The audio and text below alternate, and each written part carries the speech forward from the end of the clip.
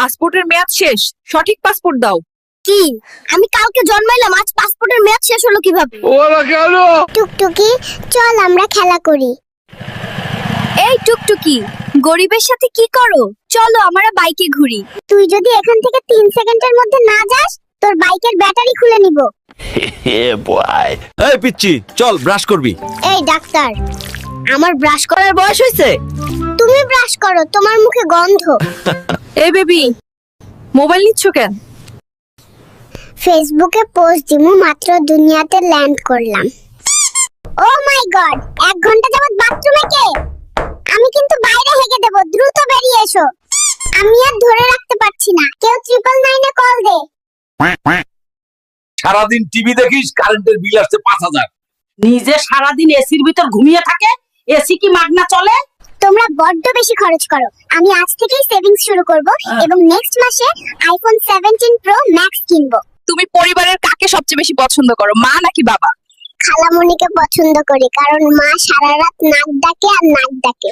আর বাবা? বাবার কথা বলতে তো একটু লজ্জায় পাচ্ছি, কারণ বাবা সারাদিন সারা রাত শুধু পাদে আর পাদে। আজকের পর থেকে তোর সাথে সব সম্পর্ক শেষ, কোনোভাবেই আমার সাথে যোগাযোগ করবি না।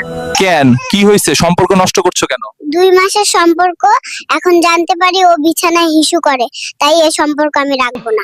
1 2 3 কাহিনী কি? হঠাৎ এত বুক ডাউন দিস কেন নাতি? তুমি বুঝবা না বুড়ি, সময় হলে শুধু দেখবা।